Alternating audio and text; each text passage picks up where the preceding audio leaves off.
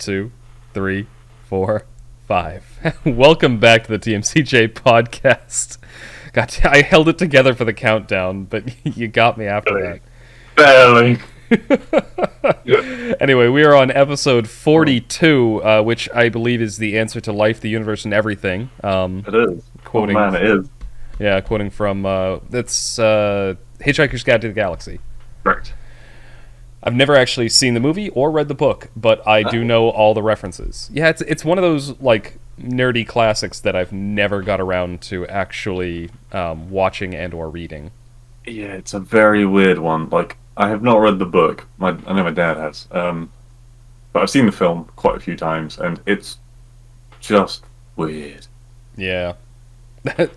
I've from people I've talked to who saw the movie first and then read the book. We're already onto this topic, so Yeah.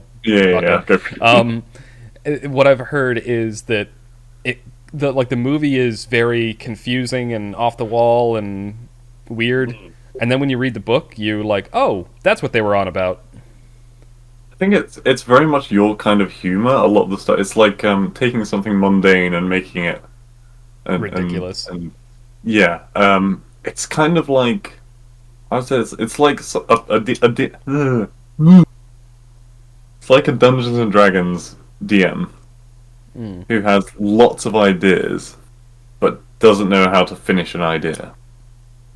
They're really, really fucking creative, and it just goes from one thing to another to another. Creative, but a bit ADD. Yeah, and Stephen Fry voices some of it. Oh, We always love to see the Fry. Yeah, he's really good. Yeah. Anyway, topics. That was very. That's good because that was a very amusing lead-in. Because from what you've told me, you have a very something that's going to be a quite different. And yeah, it's nice that you brought up the whole 42 thing because it's going to be a philosophical one. I feel like mildly. Okay. So we all have. I'm gonna do some foreplay into this. We all have those weeks where just everything goes wrong for you, right? Yeah. And it doesn't even have to be things that are particularly like life-changingly bad. It could just be things that just kick you in the balls. Yeah. I mean, perfectly mundane things can do that. Yeah. Yeah. They don't affect you in the long run. They're just unpleasant at the time. And it does lead to you kind of maybe doubting yourself or feeling like you can't achieve something. Kind of like fears or like irrational fears in some cases. Yeah. And yeah, kind of what I wanted to discuss really was some of the more unusual types of I don't like using the word fears because it's kind of it has so many different connotations. Like, I'm not talking about the kind of fear where it's like I'm afraid of spiders or I'm afraid of heights. I think those fears are well founded and pretty much everyone has them. I mean, maybe not the spiders thing, but like heights, death, that kind of thing. But no, I was just thinking the other day about like kind of social fears. And I know there's a big differentiation between speaking out in England and speaking out in America, for example. I know you guys are a lot more comfortable with it, and it's strange that I wonder what brought about the American openness. So like that kind of thing, and also just the idea that even though you might be doing great at something, you might be top of the class in something, but you're still kind of terrified of failing. God, you've just with that lead-in, like there is so much I want to talk. Like I kept like I wish I had written half of that stuff down because every time you brought up something new, I was like, oh, I could talk for like an hour about this. Yeah, that's why I'm like, it's gonna be a dark topic. So I gave kind of a lot of pre-warning on this one. I didn't tell them what it was. But I was like, yeah. I'm kind of glad that I let in with something very jolly for this morning. Well, so let's to start with. I think that like so you're thinking of more. like not rational fears, like I'm afraid of a wild animal, or I'm afraid of falling and breaking my neck or something like that, but more like irrational fears, like things that paralyze you and stop you from doing something. Yeah, kind of a bit of both. Like, I mean, um, so the topics that I bring about on this podcast tend to be things that I have been thinking about. Maybe I felt Mm, like things I want to bring up and talk about because I have first-hand experience. I don't really like talking about things that I don't know anything about. yeah. Uh, Um, so I know personally, I'm always thinking about I need to get uh, a level of experience where I can be self-sufficient mm, and also sufficient to people around me that I want to take care of, look after. So it's yeah. very important to me that I, like get a proper job and I'm in the right. I'm working all the time, that kind of thing. Maybe a sexist thing to say, but it is a very manly mindset. Like Yeah, I guess so. I mean, I mean, but no, there's not. I say that like, but and I don't mean that in any sort of like. That's exactly the mindset that I've had for most of my adult life, even like most of my teenage years. It was like, I need to get a job. I need to make sure that my parents aren't like, Yeah, constantly challenged supporting me. Because I mean, I've talked about it before. Like my they did a lot to bring you up, and yeah, yeah, you feel exactly. And so responsible. so I think that's a perfectly rational and reasonable concern, and I think not even in a dark way. I think that's a good concern for people to have. Like if you're the like that's a sort of It's fear. a responsible thing for people to fear, Yeah, but at the same time, it does drag people down. That's why I'm putting it under the category of yeah. a fear. It drags people. So I think the balance has to be struck between like letting that fear exist and having it motivate you, but not letting it paralyze you. That's always been like my thing, because it's there. I think I can't remember where I read this. It was in some book, like I've read so much ancient history crap now that I've just like forgotten where it all came from. Um, Yeah, but and it's something that's been repeated in a lot of like books and movies and stuff. It's just like only a fool has no fear. Like only an absolute idiot has no fear. The challenge is, you know, having that fear, learning from it, but not letting it impede you in any meaningful way. yeah, it's a defense. Like if we if we had no fear, we would all be dead. Yeah, pretty much. Um, and just going back to something you said very quickly earlier, there was something I heard earlier this week which I thought resonated quite strongly. I think you've got to make a very clear distinction between toxic masculinity Mm. and masculinity. Well, that's the thing. There's yeah, exactly. And I think the line I always the really good example of it. There's a difference between, um, you know, and, hopefully YouTube doesn't get too angry about this. Between like defending your friends and family from someone who is violent against them and beating your wife. Like one of those falls under that toxic masculinity category. Obviously, the Yeah, second one, like you don't, like it's somebody who you love and is close to you. You don't like abuse that person. obviously. And then the other side, like it annoys me when people say things like violence is always a bad thing. Violence is not always a bad thing. Like there are good times when violence is necessary. Like especially when someone bad is being violent against you and your loved ones. Yeah, That in that case, if you use violence against that person who is being violent to you, you are 100% in the right to do that. I. This is a point of contention that we've always had, and we do. We're not like you're 100% left, I'm 100% right. Mm. It's more like I agree that violence is necessary, but only when all other avenues have been checked off, kind of thing. if you cannot reason with the person, Yeah. if you cannot like even just I don't know bribe them to fuck off, like no one wants it to turn out physically.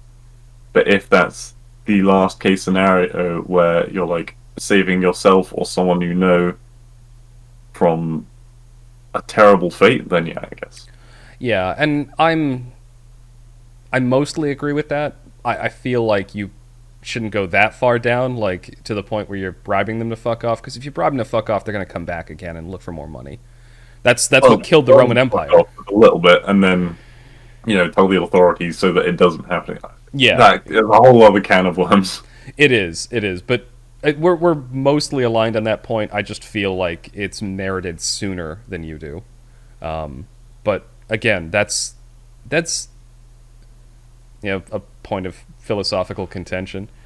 But that's kind of where I was going down is God. How did we get here from fear? Oh, We went through like three different really deep categories in the space of about a minute. yeah. I Um, don't even remember how we got here, but so I split us off onto masculinity versus toxic that's masculinity. what it Before was. that, it Yeah, was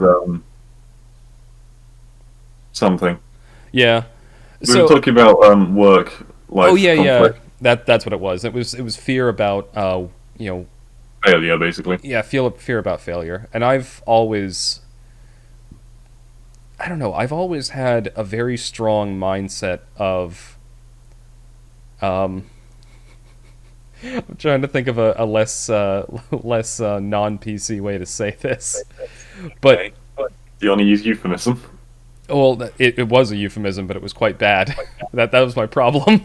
Um, no, I've always had like, to put it in blunt terms, like a voice in the back of my head that's basically just gone like, no, you're not good enough. You haven't achieved enough. You haven't like gone far enough.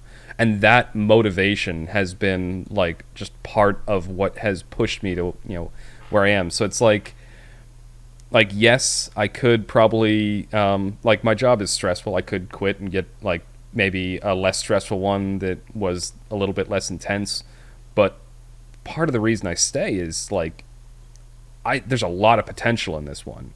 Yes, it's stressful. Yes, I lose sleep. Yes, I'm stressed out of my mind half the time, but there's potential in it. And I'm like I don't see a faster avenue to achieve and like yeah the lockdown happened and I suddenly had extra time. I could have sat around and played video games. I did for a month, and but I was like no, it's like I need to do something. And so I talked to you and we started this podcast. Yeah, exactly. Well, I think, yeah, this was something we'd planned for a very long time, and it's kind of just like filling I don't know, a vacancy that we've always wanted. It's one of the bucket list things, as it were. Yeah. And why Um, wait till you're dying to do a bucket list item? Do it now. exactly. And that's it. Okay, so I was in I was doing a presentation the other day. Yeah. Well, no, no, sorry, I was watching. It was before that. It was actually someone else's presentation, and it got to the part where it's like, okay, ask questions, and we were typing in chat like our questions. Yeah. And I put a question in the chat, and immediately later thought I shouldn't have asked that. That's a dumb question. Why did I ask that? It's so stupid. Mm. And then, because there was like a delay where we were going through all the questions, it took like 5 minutes for it to get to my question. And then the guy just asked the question and people answered it. And I was like, throughout that whole time, I knew that I was being stupid. Because I Yeah. mean, it's a question. What they're not going to jump down my throat about asking a question. And it wasn't even a bad question. But the anxiety of not knowing the outcome, like, Yeah. fucks me over. The moment something's happened and done, I feel nothing. I'm free spirit. But I am terrible thinking when something's going to happen. Even though I know nothing bad will happen, it makes me feel so messed up inside. That's I mean that I actually share the exact same kind of like I will fret and like mess around and like do whatever before a presentation, but the moment I'm actually giving a presentation or like what have you for work or school, I am completely calm and completely good, and once it's over I feel great. but it's just it's the hours before that always fuck with my head. So It's really strange. Like ever since I was little, every time I never used to like car journeys. I still don't, to be honest. Um, but whenever we were going from my home at the time to my grandparents, that's like a 2 hour journey. yeah, Which, I mean, for America, that's like a walk down the street. yeah. 2 hours is how long it takes to drive up to my cousin's place. Yeah, but Yeah, it would make me. I'd get headaches and nausea before we even left the house, just because I knew we were going on that journey. mm, And it was just a car journey, and I felt stupid every time because I'm like, all right, calm the fuck down, me. You're being stupid. It's a car journey. It's 2 hours. Then you're out. But it would still make that the pre thing of the journey would make me feel horrible, and then the journey itself would be horrible because of that. And there's there. this horrible loop. Yeah, because you get the loop. You feel bad, and then you feel bad for feeling bad.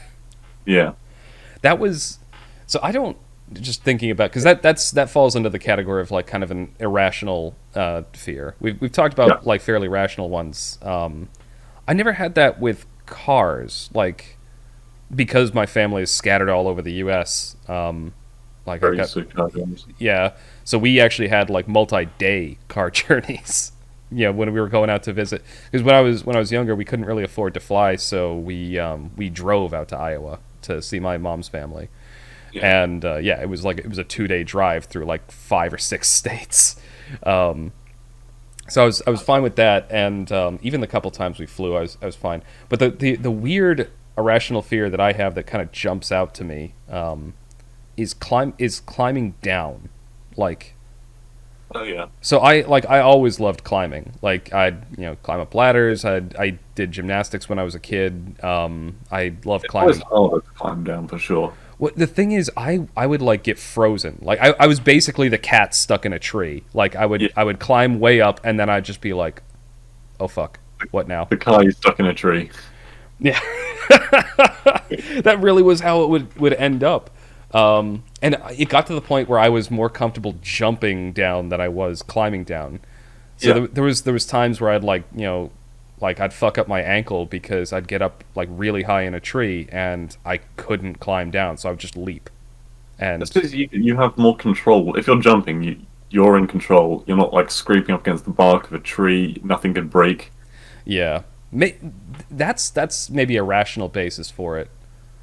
And I Maybe that's something why I you hadn't. didn't like started like not liking jump scares because it's kind of it's the same kind of thing where if you're like climbing down a tree and something breaks, that scares the shit out of you. Whereas if you just jumped, you know what's going to happen. You know what? That is It's a weird comparison, but no, it, but like, it makes sense because I'm thinking about like this is going to seem like a non sequitur, but the one BioShock game that I played through to the end was BioShock Infinity, and mostly it's a like rip roaring adventure where you're going around shooting things, and there's one horror level, and there was a bit in it that like I was stealthing through most of it. You're supposed to stealth through most of it, but that level, that creepy level. it'll be the Sky City one. No, I'm talking about that's the Sky City, yeah, the game.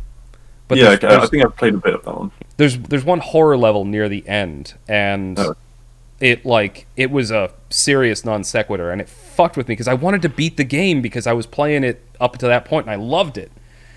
But I got to that one point, and there was this. I managed to deal with it for the most part, and I got to this one level. It was a long hallway. There were a lot of pillars in it, like things could jump out, and I was stealthing for the most part, and then an empty wheelchair just creepily rolled out from behind a pillar, and in my head I was just like, nope, fuck this. And I yeah. sprinted down the hallway, no stealth at all, firing my revolver so I didn't hear any creepy noises. Like, my in-game revolver. I don't have one in real life yet. Yeah. He just ran down the hall of his house, firing off the fucking gun. Oh my god. But yeah, no, so that's why I thought of that when you were talking about why I didn't like jump stairs, why I didn't like climbing down. You're right. It was suddenly that put me back in control. Like Yeah. I was saying, fuck it, I'm not stealthing, something isn't going to jump out at me. I am sprinting down this hallway and I am die making now. the noise. It's me because I'm going down like an idiot with a gun. Yeah. So maybe there's something to that. I mean, don't take anyone out there. Don't take this as psychological advice, but to me at least, what you just said there is more rational than anything I've been able to like think about for why I have that kind of fear or that kind of Maybe just get you anxiety. like some indoor rock climbing. Get you climbing down the walls, and maybe that'll help. That's the thing. I used to do rock climbing a lot too. That's why I got the grip strength to crush eggs. Yeah, but normally you have like you rappel down. You don't normally climb down. That's my point. Yeah, I climb up, but it's the same thing. Yeah, with rock climbing. If It you're is terrifying bouldering, climbing down a wall. yeah, if you're bouldering, you jump down. If you're rock climbing, you rappel down. Hmm. Hmm. Oh man, I've been rock climbing in a while. I want to do that. That's on Oh, my bucket list of things that I want to do once this fucking quarantine finally ends. Is go rock climbing again and go to a casino. man, when you're down here, we need to go rock climbing. Then I think. Oh, that'd be awesome. Yeah, I 'Cause you know, think I have like affiliations with someone who does a lot of rock climbing. I do now. Oh, okay. Well, no, that's no, one no, no. thing. I mean now. I didn't mean now as in this moment. I mean now as in you showed me Oh, okay, the. yeah, yeah. Yeah. Yeah. Maybe we can go down there and they can take us to the local climbing wall. All right, everyone. You now know Blue and my vacation plans. Uh, but yeah, no, I love rock climbing. And in case I don't know if I mentioned it on the pod. No, it would have been after last week's podcast. The whole crushing eggs thing. Oh god, that was so fun. I don't know if anyone has heard this rumor as well, but there's like an idea that it's difficult to like you can't like with your bare hand. It's extremely difficult to like smash an egg. Like if you put it in the palm of your hand and just squeeze. Um, so one of our friends Scott was showing me a video of people who like these big strong men who were crushing eggs over a bucket, and I was like, bullshit, that's gonna be easy. And he didn't believe me, so I set up my tablet next to my kitchen and I took an egg out and I crushed it. What I wasn't Wait, you had your hand like over a frying pan, right? So Yeah. ready to catch it. But And because the way you held it, the yep, egg was like pointing out of like the hole in your fist that you make when you clench your yep, fist. yep. All right, you Just guys holding can it kind of see where this is sideways. going. Say again? No, I said you guys at home can probably see where this is going. Yeah. I mean, Jonathan, it's your story. No, no, no, no. Go ahead. I'd like to hear it from your perspective. Okay, so he had it on the webcam, and he was holding it, and it was like 2 or 3 seconds where it was like nothing was happening. And I think you might have even said at the time, like, "Oh damn, that is pretty." Bam! Fires out of the fucking hole in his fist like a shotgun, Oh my and we god! can't see what's happening because it's like behind the camera. But Kaiser was like, "Oh shit!" It coated my fridge in egg yolk. Yeah, we Like saw a picture like marking itself all over a bunch of pictures and shit. oh my god! Like yeah, a couple years worth of like Christmas cards and pictures that friends had sent me, and it's just completely covered in egg Fucking yolk. joke. It took me quite a while to clean. And actually, the Sunday after that, when I was cooking breakfast, I turned on my stove light, and Yeah. I noticed that it had actually gotten on the tile behind the stove as well. And I didn't see that because the light was off. So Yeah. and it had dried. So the next morning, I had Whoa. to use some like wipes to scrub it clean. On the But bright side, at least you didn't have to clean the pan. that's true. There was only like eggshells and a tiny bit of egg in the pan. Most of it went in my fridge. But yes. Uh, But that being said, I mean, I have like fairly good grip strength. Like this you guys can't see this because it's on camera, but I've got these like grip squeezy things. This right now is set to 40 kilograms, yeah. and it's like pretty easy for me. But again, rock climbing. Yeah, that was fucking awesome. I've also been told I do rock climbing completely wrong because I climb like a monkey. Like you're supposed to use your feet to push you up. Like you're supposed to use your hands to secure yourself and use your feet. I barely use my feet at all and just kind of like monkey up with my arms. I highly debate that point because I mean, one cardinal sin that you're not allowed to do is you're not allowed to use like your elbows or anything, right? Yeah, Or your knees. It's meant to be either your feet or your hands. yeah, yeah, But I think for me, the advantage I get is because I'm a lanky motherfucker, so I can reach all the holds. yeah. Well, For that you, yeah, it would probably be the fucking pure strength you have in your arms and legs that allow you to literally just pull yourself up. yeah, because I'm Um, not. If there's a if people don't know what we look like, Blue and I are pretty much the polar opposite in terms of physique. Blue is tall and lanky. I'm short and muscular. Like there's a basically, like less than Gimli. yeah, that's right. Even Oh, our hair color, even that's our fucking like faces, like that's true. You're clean shaven for the most part, and I've yeah, got like maybe, this fine bushy beard. yeah. I'm wise. You're Gimli. a bit of a bit of a dumbass. Oh man. And even I'm more well armed. Yeah, I guess. Yeah, yeah, yeah.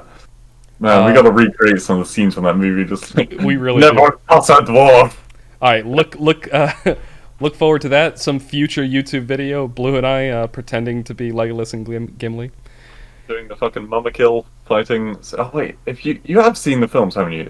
Yeah, I have. Yeah, yeah. Yeah, I don't know why. It's someone I thought. We I actually think talked Olivia about them on the Wilde's seen- podcast because I was rewatching them. Right. Yeah. Yeah. That only counts as one classic line. What's the other line I really like was, "I never thought I'd die next to a dwarf, or sorry, next to an elf." Yeah. And then he's like, "What about next to a friend?" It's just one of those like good, tear to the eye.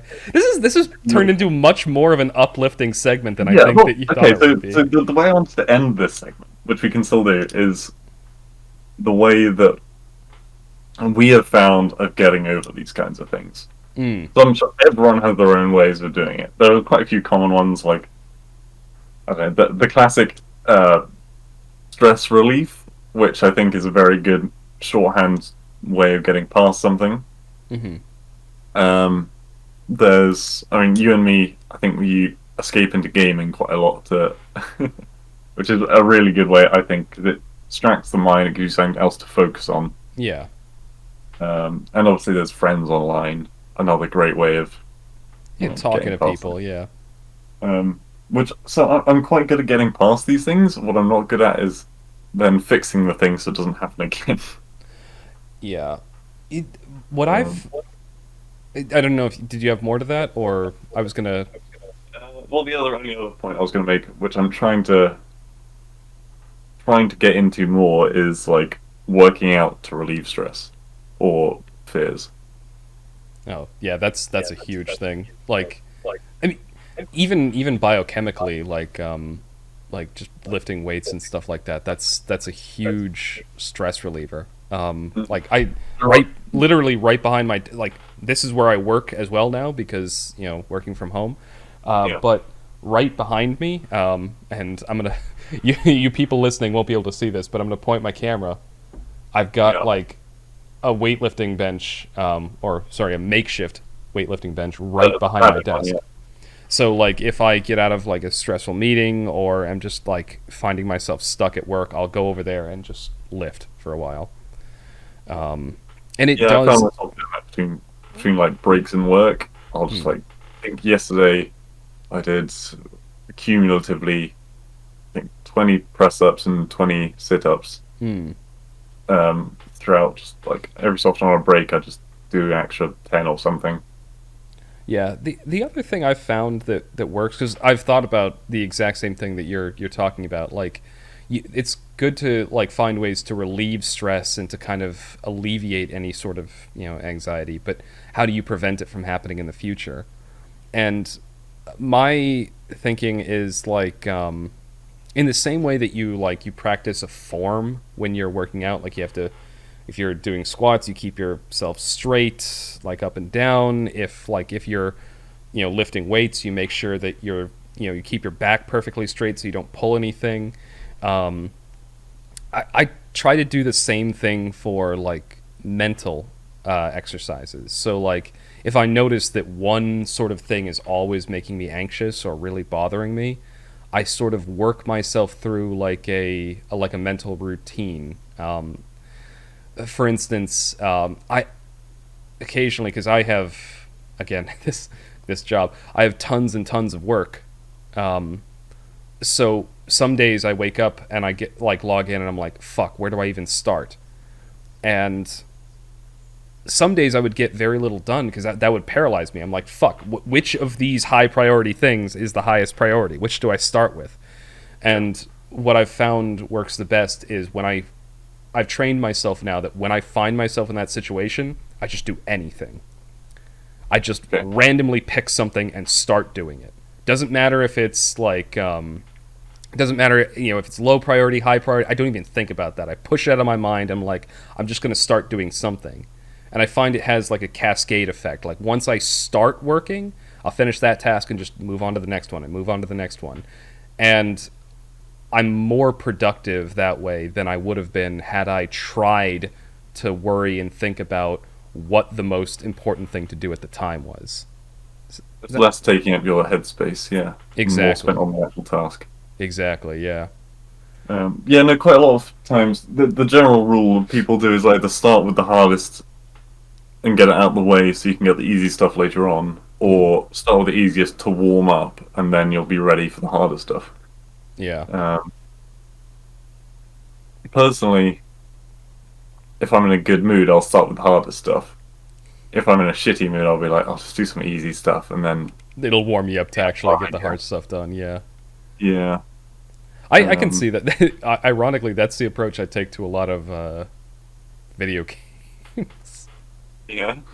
Like I'll, especially like games like so. Cyberpunk was one thing I replayed very recently, and I on my second playthrough, I was doing all the shitty side quests first just to get them out of the way, and then I saved the morsels, the juicy like fun quests that had a lot of like story and like interesting bits until after I'd finished those.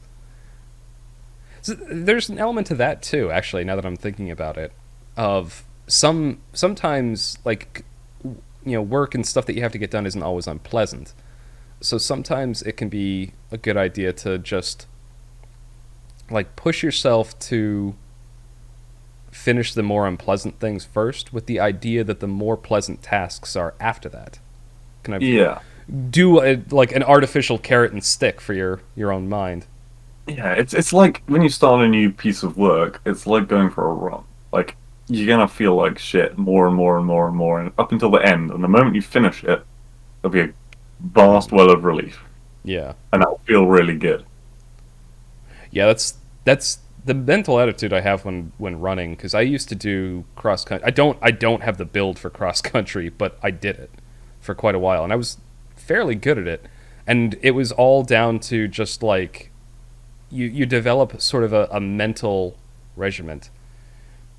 It sucks for like the first, half mile to mile, and then you sort of, at least this is what I've found, is like I'm able to put myself in sort of like a zen state, like I'm just not thinking about running anymore. Yeah, And it's easier to keep going than to stop at that point. Like you sort of train your mind to go like this is the way things are now. It's one foot in front of the other, and it's gotta make it this last bit home because I yeah. mean you've got to get home. So Yeah, that's always the problem with a treadmill is like you can just step off at any time. But when you're on a run, like you're a half a mile out now. Like it takes at least that long to get back. when I used to do quite a bit of running last year, um, it would literally I'd complete a second lap of like my neighborhood, and then I'd be like, all right, I'm just gonna get to I'm gonna go past the home, Yeah. and I'm gonna get like just do an extra half lap because then that's smashing my records. And Mm. I'll get there and I'm like, yeah, but I could go a little bit more, right? A little bit. Oh, but I'm only like 2 streets away from finishing now. And then I'll get home. I'll be like, oh fuck yeah, and then I'll be hit with like, oh god, I can't breathe. You hit a bit of a Like, wall. oh shit, I went too far, and I'll be in like agony for a bit. But I will still feel like I've achieved something way more impressive, and is what will get me out the next day to do it again. Actually, that reminds me of a story. I got to finish with a. First of all,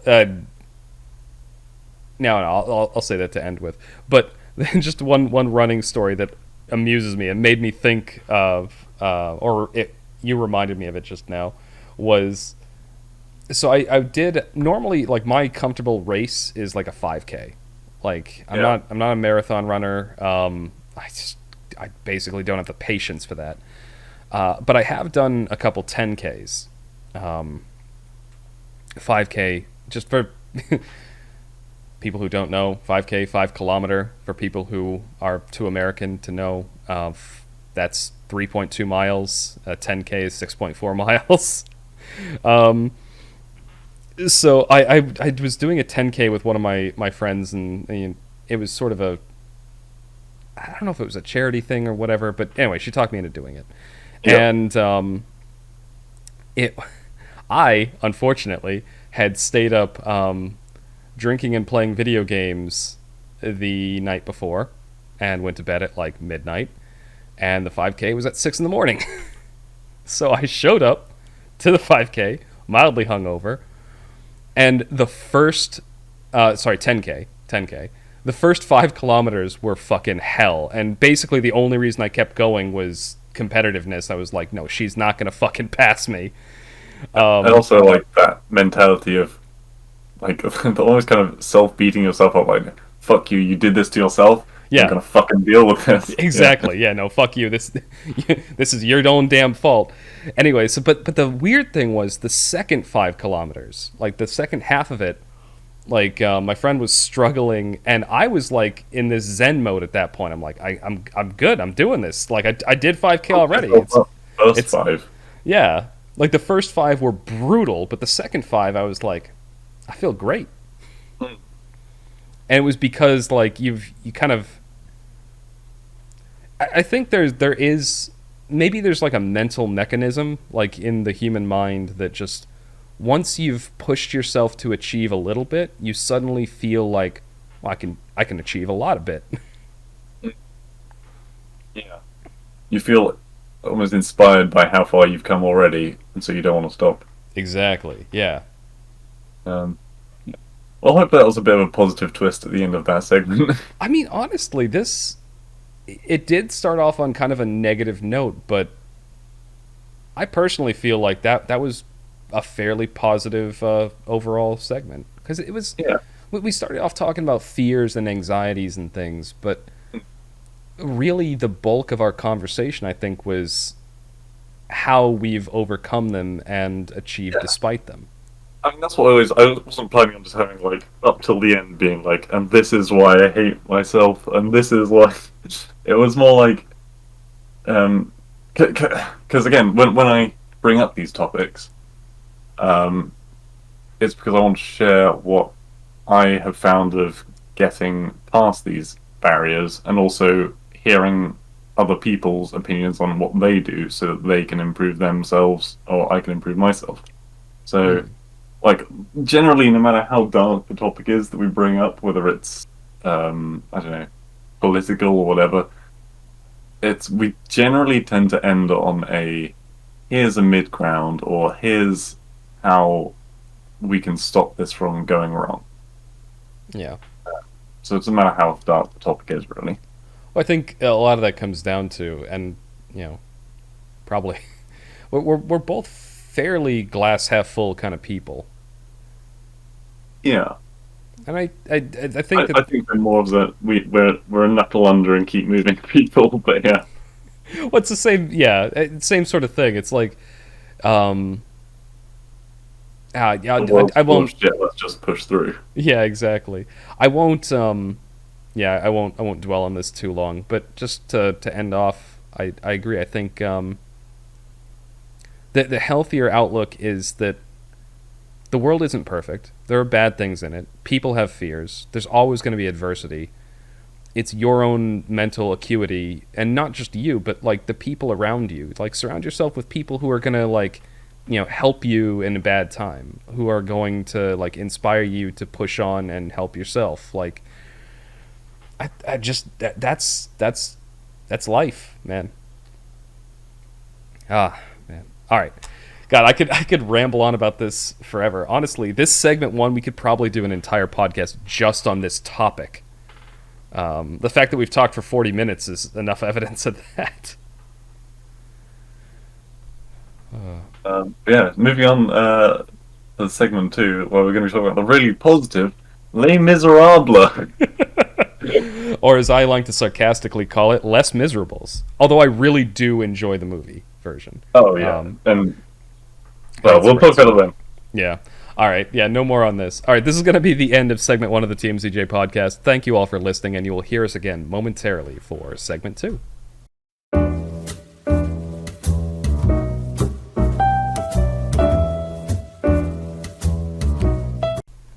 Welcome back to the TMCJ podcast. We are on segment two, our media segment, and we yet again had a movie night. It was one that I have wanted to do for a while. Blue, I don't believe you had seen the movie before this. I've read part you- of the book. And I didn't know it was a book. I thought it was just a play. Yep.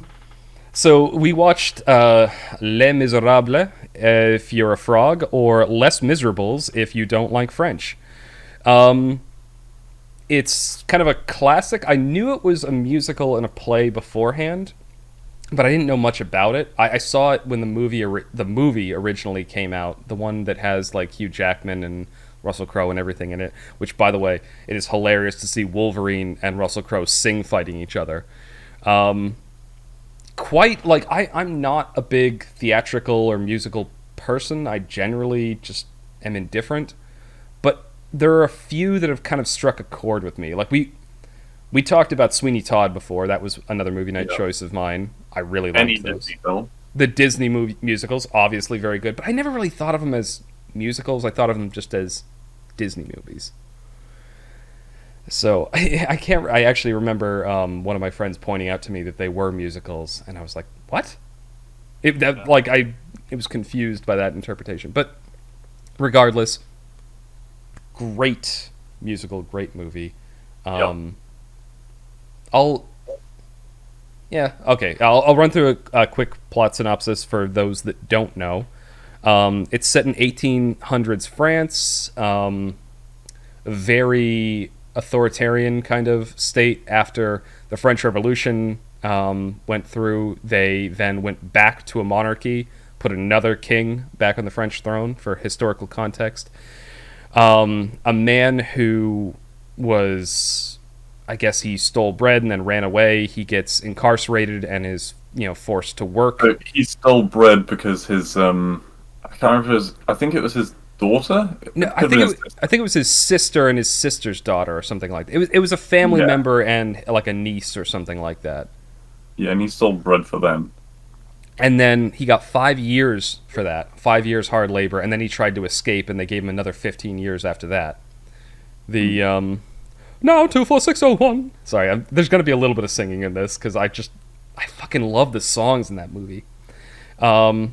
He finally gets out after 20 years of hard labor and is released, but because he was in prison for that long, he has to carry papers around with him that show that he's an ex-convict and no one will give him work. And eventually, a monastery takes him in, and this preacher or this priest is very, very kind to him, and then he robs him because he's fucking desperate.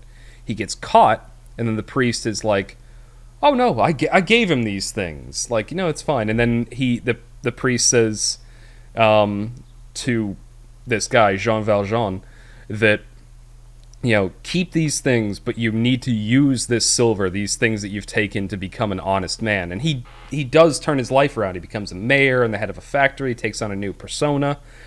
In the lead that part, Mm-hmm.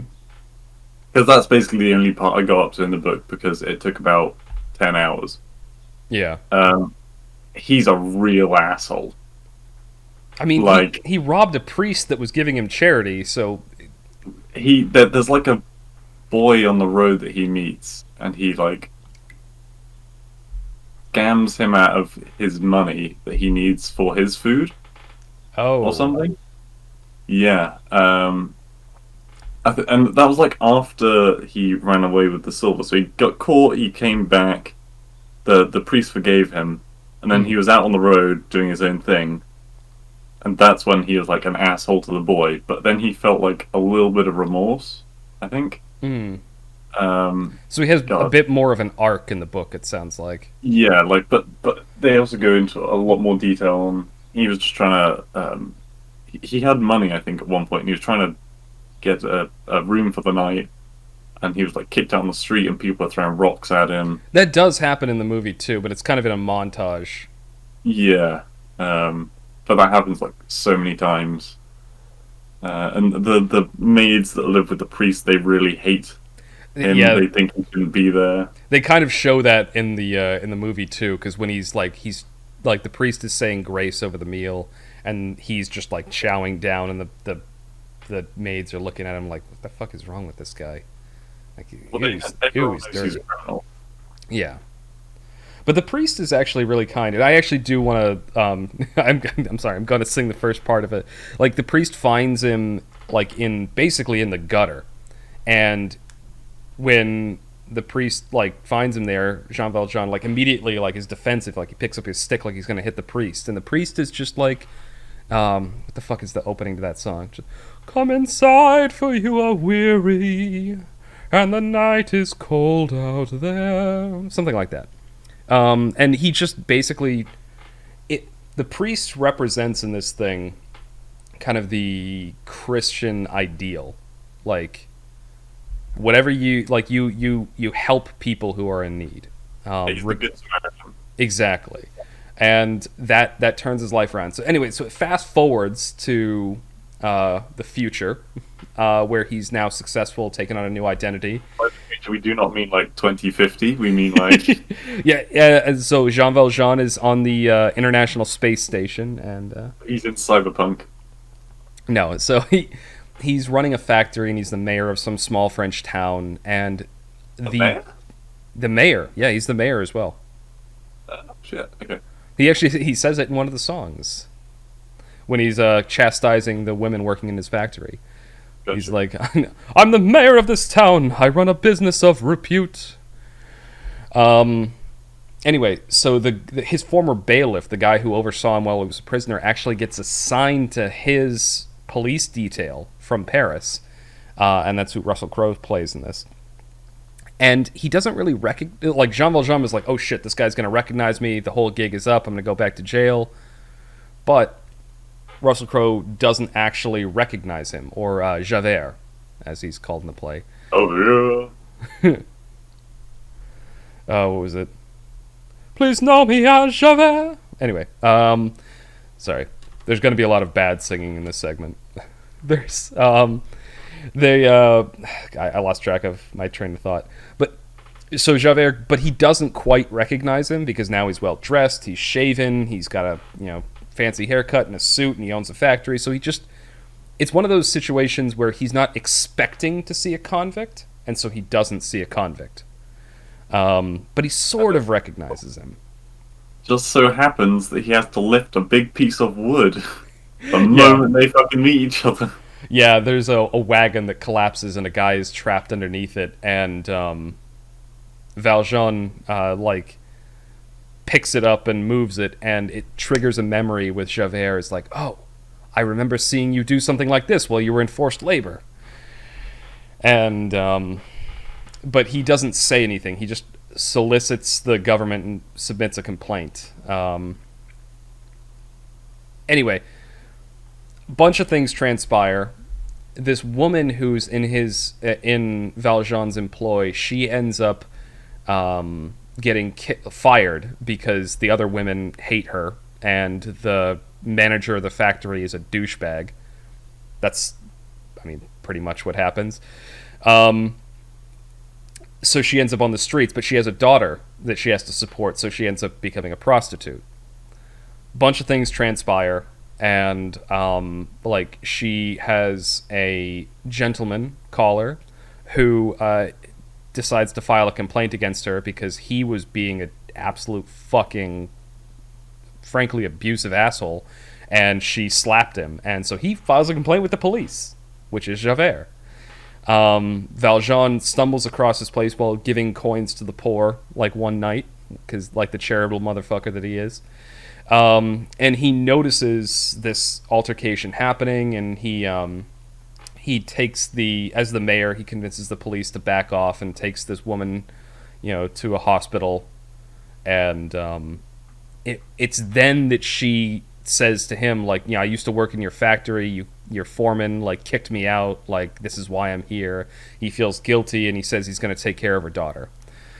So he takes her to the hospital. She dies in the hospital, and that's when Javert notices, like, finally, puts it together and is confident that no, this is the convict that ran away. And so they have this big sing-song fight in the hospital, which I just absolutely love, because it's fucking Wolverine and Russell Crowe fighting each other in a hospital, and it just... There's a lot of details I've loved to see played out, but obviously they were very pressed for time, so they skipped over a lot of things. Yeah, they fast forwarded through some of the side plots. I see that, like, in the movie. Yeah, like how the fuck did he ever find the daughter? For example.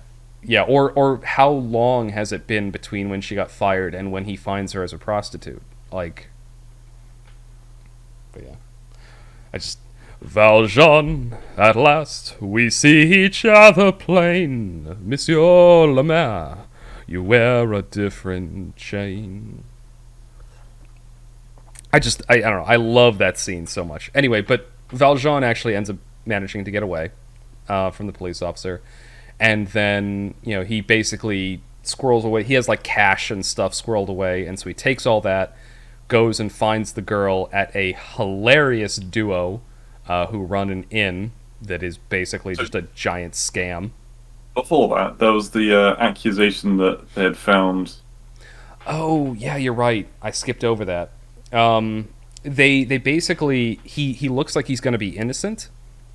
Like, found innocent, and his identity is secure, but it's because they found a homeless bum that kind of looked like him, and they were going to call him Jean Valjean just to, like, close the case, but he feels too guilty and tormented, and he essentially goes like, no, I can't let another man, like, suffer in my place, and he goes to the courtroom and announces who he is, which is how... Well, I think, like, he has the whole... Before he goes there, he's like, if I say nothing, I'm damned because I'm letting someone else take my lumps. If I keep... what's the word? So he goes like, if I confess, I am damned, but if I say nothing, I am damned. No. So one was like moral damnation. Yeah. And the other was like damnation through the law, which also damned all of the people who worked for him, which was, he said, like thousands of people. Yeah, it's like, it's not thousands, he says hundreds, but yeah, he's like, I'm the master of hundreds of workers. Yeah, like, he fucked all of them and they just skip over. I do find that, like, so this is something that doesn't make sense from a secular standpoint. It only makes sense from a religious standpoint. Like, from a secular standpoint, if you don't believe in any sort of, like, karma or, like, universal moral good, then yes, what he did there was reprehensible, because he essentially fucked over all of the people who worked for him, the town, because he was the mayor. Like, all of those people are screwed because he decided to turn himself in. But he was operating from what would be like, a religious kind of absolute morality. So if he didn't turn himself in, it was an evil deed. Like, he couldn't morally justify it to himself that... Yeah, I think it was kind of selfish. Yeah, I can see what you're saying. He's sort of clearing his own moral conscience and his own karmatic kind of slate in order, but in so doing, he actually caused more harm. It's one of those things that it makes sense in, like, the Abrahamic like moral traditions, but it doesn't make sense in the Asiatic, like the Buddhist kind of moral traditions. Because a lot I of mean, because but what he did was karmatically bad. Like he essentially caused more suffering by clearing his own conscience. So from a Buddhist perspective, that's actually a very negative thing. And honestly, from a secular perspective, it's also a bad thing because he fucked over a lot of people to clear his own guilt. But how many fucking more prostitutes would there have been that night than the one that he saved? that's the thing. Yeah. So it's one of those things. It's if you really dig down and analyze it and think about it, what he did probably was a bad thing. Like from almost every perspective, Yeah. he could have Oh, helped. and also, sorry. No, just I was gonna say you're right. He could have helped a lot more people had he let that bum go to jail and just kept being the mayor and did charity and all this other fun stuff. From your favorite scene, the hospital fight, Yeah. Javert tells him, I think it is this scene, Mhm. tells him that he also had humble beginnings and was a criminal. Yeah. And they just never took that anywhere. Well, they sort of did. That's part of his character development, I think.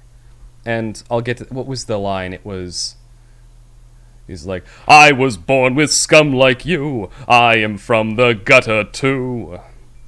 But yet, Yeah. he starts with, "I was born inside a jail." Um, Yeah. Like next to Scum. Yeah. yeah. So it was. So I'll keep going with this, but I think I had this argument actually with a friend of mine who's fairly artsy, and thought Javert was just a flat evil character, and I think that like I think that that line actually does a lot to explain why he like Javert is a character who sees the world in black and white. Like Yeah. it's either right or wrong. There's no gray area whatsoever. It's either you're a criminal or you're an upstanding citizen. And I think his upbringing has a lot to do with that. That he essentially had to overcome being born in the gutter, and it was through this mental acuity that he rose to the station that he has now. And he did it through that sharp moral focus, and I think that's what leads to his downfall near the end. Spoiler alert. So yeah, to keep going with the movie, so Javert, no, not Javert, Jean Valjean, these fucking French names. He goes to the inn and he finds the daughter essentially being treated like trash by the family who were, charged with keeping her while the mother was off working and paying her way. And they're basically scam artists. It's a very funny scene, but I'm not going to dwell on it because it doesn't have any plot relevance. Already 17 minutes in. Yeah. God. Well, we normally when we do these, I give the synopsis and then we discuss, but we've kind of been discussing as we go, so that Yeah. the time really doesn't Yeah. matter too I mean, in much. fact, we're only a quarter of the way through the movie. Well, it goes a little. That's true. I haven't even talked about some of the new characters. Anyway, he gets the daughter. He doesn't get scammed by the scam artists, and he basically becomes her surrogate father. Yeah. And he runs into Javert again. No, wait, he just avoids Javert. Just who's barely. looking for him. Yeah, and like some like cemetery keeper or like basically a janitor like helps him get away, and it turns out that janitor was the guy he saved by lifting up the wagon, and so No. it was the same guy. Cemetery Keeper was the person who was on trial for everyone thought they were him. I'm 90% sure he was the guy under the wagon. I'm 91% sure he was the one on trial. All right, fuck off. After this, whatever, whoever it was, you in the audience can go watch for yourself. But after this, we will watch it again, that scene in particular, and we will find out who he was. I won't dwell on it. Because, like you said, we're already 18 minutes in. Anyway, so fast forward again another several years. He's sort of living a humble, quiet life in the city, kind of again hiding in plain sight, not being too crazy. But he's continuing his charitable works. Jean Valjean, that is, and his surrogate daughter's grown up. She's like, I don't know how old she's supposed to be, like 17, 18. About the lads. Oh, well, I'm getting to that, but Oh, I'm okay. saying where they are. So you also get a parallel storyline of a bunch of young revolutionaries. The sons of middle to upper class kids who are just like, they feel the plight of the poor and they want to help them. They essentially are banking on one French general who is like a hero of the people, and they're planning on staging a revolution against the monarchy the moment he dies or something like that. And one of those guys, who's again the son of a nobleman, who's basically LARPing as a man of the people, because I. I know he's supposed to be some kind of an inspirational figure, but I have no fucking sympathy for rich kids that like to play at being revolutionaries. The guy that was leading the revolution. What was that? Are you talking about the guy that was leading the revolution? Yeah, him. I thought he was very much, very, very similar to you. Really? That guy was a Just maybe fucking. that's just the way he looked. He looked very much like you looked in college. That's true. Okay, facial appearance. Yeah, Arrogant son of a bitch. he kind of looks like me when I was in my 20s, but his entire like social and political outlook could not be more different than mine if he tried. Yeah, okay. The thing that he was fighting for, yeah, but the methods he went about doing it were very similar. Yeah, and he was a bit of a. Is it a humble brag if I say that he was a bit of a ladies' man? Maybe that's the similarity. Kind of. No, but his whole like actually, you know what? Maybe I'm pretty sure I probably thought like him when I was in college. Um, I've grown up, as it were, if not grown upward. 'Cause I'm still just Well, as fucking barely. short. So anyway, so him and his revolutionary buddies are planning to stage some kind of a coup against the monarchy, using barricades when the actual this general, it's a hero of the people, dies. Um, he, while walking down the street, spots the surrogate daughter of Jean Valjean, the girl who is the daughter of the prostitute lady. Um, is it unfair to call her a prostitute because that wasn't her profession of choice? Wait, hang on. Are we talking about the kid that lives, or the kid that was leading the revolution? I'm talking about the kid who lives. Oh, okay, I was not talking about the kid who lives. I was talking about the kid who leads the revolution. Oh, okay, yeah. Oh, yeah. In that case, yeah. No, that kid is much more like, yeah. He looks exactly like I did as a child. He literally looks identical to how I did when I was like 5 years old. Okay, yeah, no, you're nothing like the kid that lives. That's why I was confused. I was like, that doesn't really seem like a good comparison. But you're I right. wouldn't even say he's like me, even though we're quite opposite. He's not. He's just. I don't. He's a bit of a pansy. He is. Uh, I don't I like mean, him. Also, we'll get to onto this, but his choice of like woman is completely off in my opinion. okay. Anyway, so he spots Jean Valjean's adopted daughter in the street while they're doing charity, and he just falls in love at first sight. And Yeah, he he and so does she, which is so stupid. yeah, so does she. That's right. But again, she's lived a very sheltered life. Maybe just like the first guy that showed interest in her was hot. Who knows? Doesn't matter. Uh, Hardly. it's plot convenience. So they fall in love, but they haven't actually talked yet. So he talks to his friend, who is the daughter of the scammer innkeeper folks from earlier in the movie, and she's now grown and his friend, and she's desperately in love with this guy, but he doesn't even know she exists. And to drive home the nail in her chest even further, he asks her to find out who the daughter of Jean Valjean Yeah. is so that he can confess to her. And there's this whole side plot about this daughter of the innkeeper and his wife being very heartbroken that she has to do this and she can't really confess to him and anything like that. Personally, and I said this after the movie, that that girl, the innkeeper's wife daughter, that would have been my choice. Yeah, She was I she, mean, like she was attractive, but on top of that, she was also she'd been his confidant and his friend for that long. yeah, she was smart. She was loyal. She wasn't like her parents at all, which I didn't expect. I thought she was gonna like do some betrayal shit, but Yeah. no, she seems completely detached from them. S Um, but yeah, instead he went for the princess locked in the tower, yeah, in which yeah. I think that's very apt. I think that guy, like it, that's Even one of looked the like things he, that cemented him as a just like a nobleman prick in my mind, because like he was just larping at revolution. Like he like the first time we see him as well, he's just like, were they sleeping together like casually? No, I think that was his one bedroom apartment. I don't think they were sleeping together, but who knows, they're French. I guess. But yeah, my point is I have no idea. I don't think so. Maybe they were in the novel, but in the movie it doesn't seem to be implied that they were.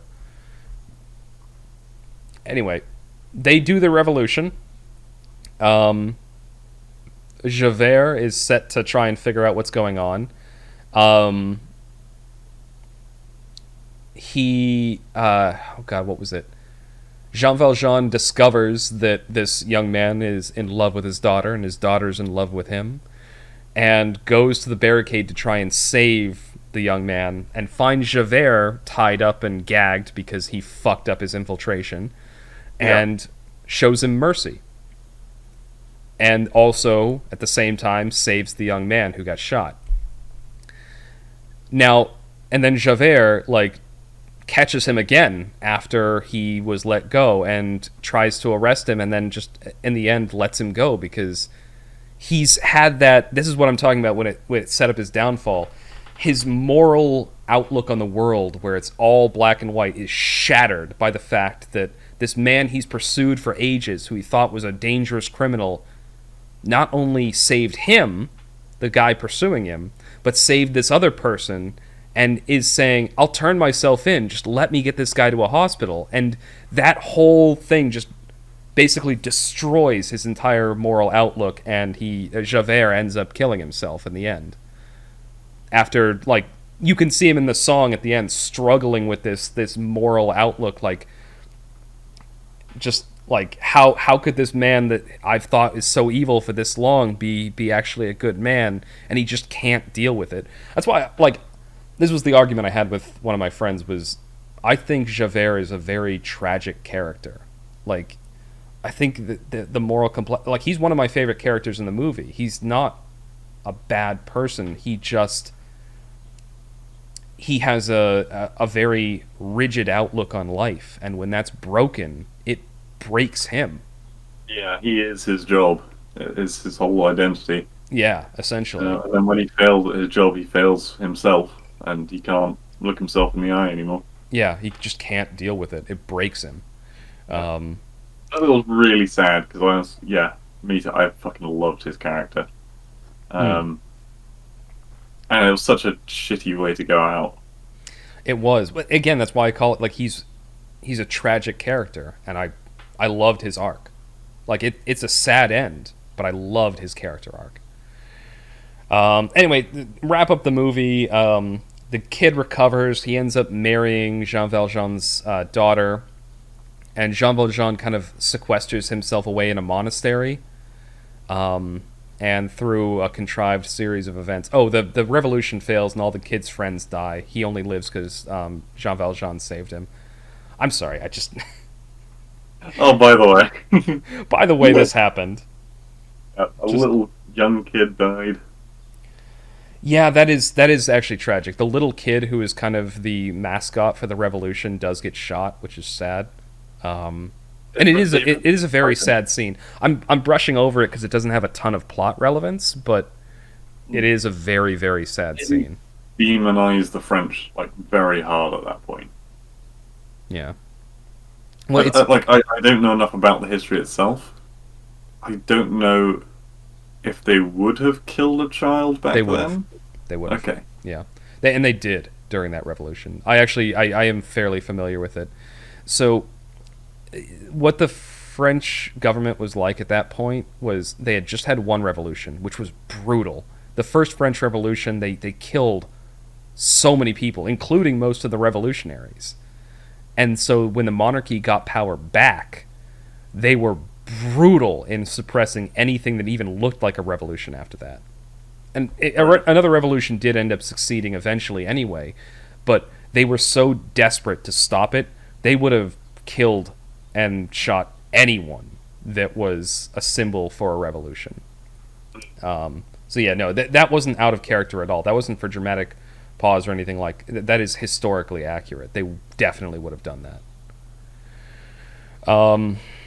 Yeah, so just, wrapping up the movie, they get married, but Jean Valjean has disappeared. They find him sequestered in a monastery, dying essentially from living a life of stress and hardship and everything. Yeah. And at the very end, as he's dying, his daughter's crying over him, and that's when the husband reveals that he was the guy that saved him from dying during the revolution. And the daughter didn't know because he swore the guy to secrecy. And there's just this very like heart-wrenching moment at the end as Jean Valjean passes away, and the son and daughter weep over him, and he is sort of like his soul goes off and meets with all the people who died. Primarily the mother of the girl. Yep. The worker turned prostitute. Yep, and then the priest who set him down this course to start with at the beginning of the film. Which I'm really glad they used that again, because yeah, that was the linchpin of his life. Even just like thinking back on that scene and picturing it in my head, like I can feel myself almost tearing up. Like it's rare that I have an emotional reaction to a story. Like I'm normally fairly stoic, but like every time I watch that scene at the end of the movie, having watched the whole movie, I get tears in my eyes. Like I get choked up like watching that because it's such a touching culmination of everything that's happened in the movie. Yeah, and that's where the film should have ended. Yeah, the fact that they have that whole like yeehaw moment where everyone's "Can you hear the people singing the songs of angry men?" and everyone's on the barricade and waving French flags and shit. Dream sequence after that because it doesn't happen. Yeah, that bit I think they could have left off. I can see why they did it from a theatrical perspective, but I think the movie would have been much better as he, his soul wanders off to meet the priest. I think they did it purely because they wanted that easy, happy ending. Yeah. Like, I think, personally, I'm a massive fan of when a movie can properly do a sad ending. Yeah. I don't think it was necessary at the end. I don't think it meant anything because it didn't happen. And they were just like, oh, here's all the characters. If they had actually won the war, or the revolution. Yeah. And they're all standing on the barricade singing. But they didn't. They're all dead.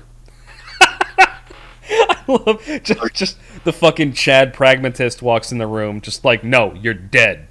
Just they had this beautiful freaking ending with the walking towards the priest, and then they screwed it. I agree. And he doesn't even have anything to do with the revolution. He doesn't give a flying fuck. He's agree. Only there because of the kid. Yeah, I agree 100% that that's how the movie should have ended before that scene. Maybe they were doing it to be loyal to the play. I don't know if the play has that in it or the book. Yeah. But I agree. I'm always, and I've said this before, I'm a huge fan of a tragic ending. I like a tragic end. I like a sad movie. Like, not all the time. One that's done well, not one that's done shittily. Well, yeah. If it's just like, oh, by the way, everyone you ever knew and loved got hit by a bus, the end. That's not really a well-done story. But yeah, like, we're definitely all... Well, my point is that we're not just like, oh, we want everything to go wrong at the end. No, we enjoy happy endings as much as we enjoy sad endings, but both of them have to be done properly. Yeah, that's what it comes down to, is like, I want a well-written story. Whether the story ends bad or the story ends well, I want it written well. I want it to be enjoyable. I want it to engage me. Like this movie, I want to have an emotional reaction when something happens. Like there are multiple points in that movie that I actually feel something, which is weird. Oh man. Anyway, but overall though, despite that note at the end, which I agree with you 100% on, the movie itself is just excellent. Like, yeah. Yeah, but no, like usual, much like with Stardust, I have to complain about the last scene no matter what. They need to just get fucking Nothing about how tacky the better. costumes are. Oh my god. When they were at that last scene, it was so garish. It was so 90s. Where did you buy your barricades? This should have been a peaceful forest glen and not in the city.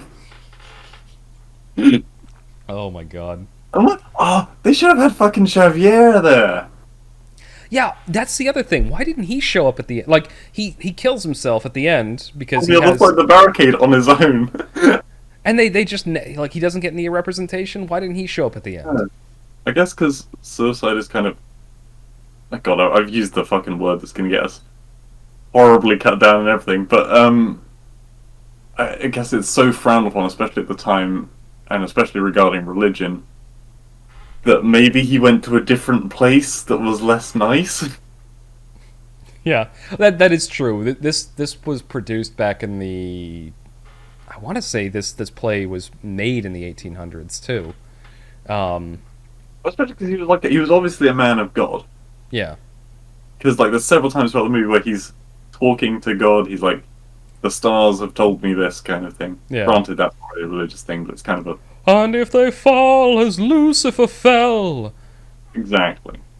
So, yeah, I guess he fell to Lucifer in more ways than one. Yeah, and that's kind of what I mean is he was a moral absolutist. Like he couldn't accept any sort of gray or ambiguity. Which again, I find him like a tragic and sympathetic character because if your entire worldview is this is right and this is wrong, no questions asked, and suddenly you realize that that's not true, that is a deeply traumatizing event. But yeah, I mean, oh, so final thought. Overall, final thoughts. What do you think of? Did you know? Like, what would you give the movie out of 10? Let's do a scale for the first time. Okay, so what I'm going to do is I'm going to start at 10, and I'm going to count back for all the things that were off-putting. Alright? Nitpick your way down to 2. 9 because the ending Mm-hmm. kind of threw me.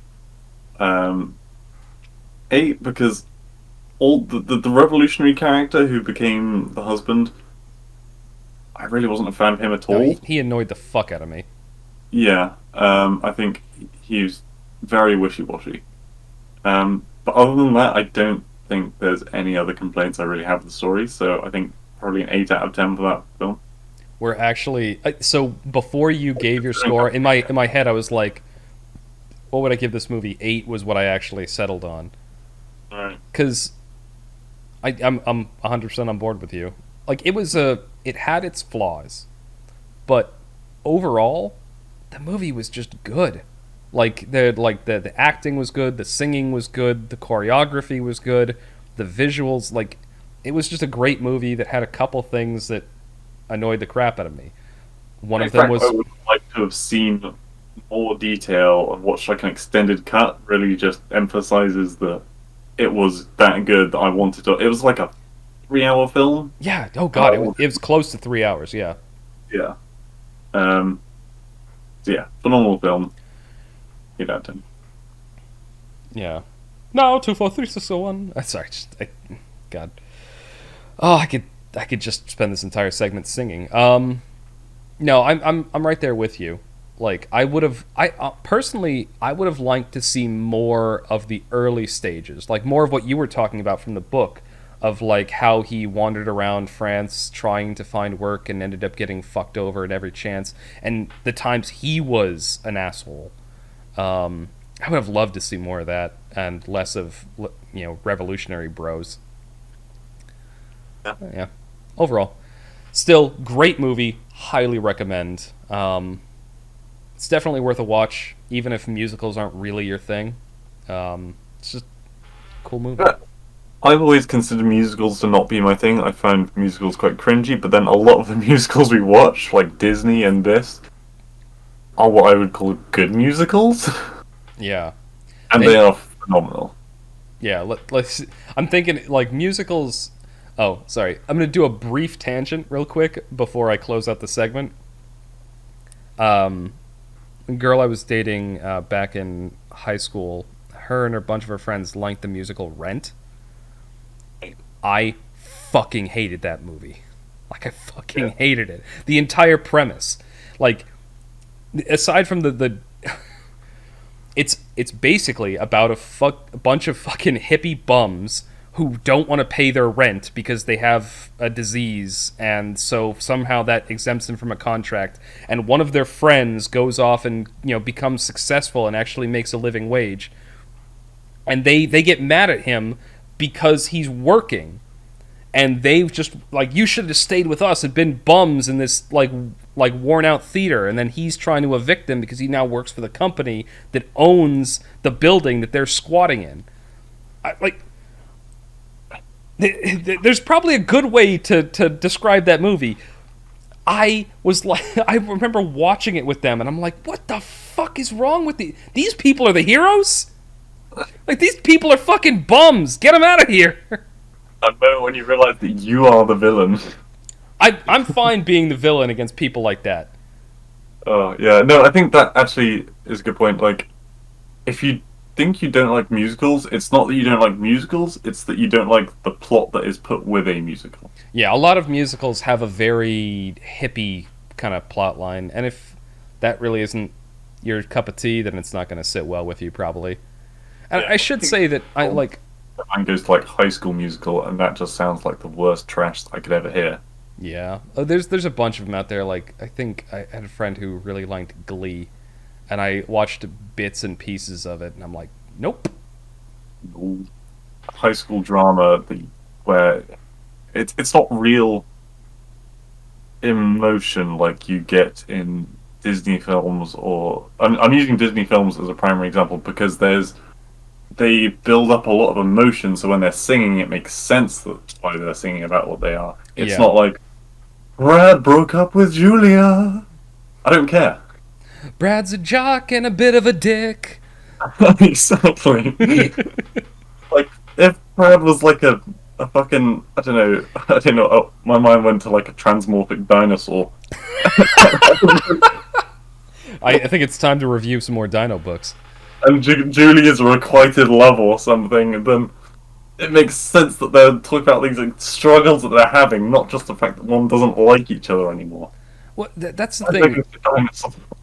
The musicals that we like the ones that both of us like, there's real emotional weight to them, and the story is well done.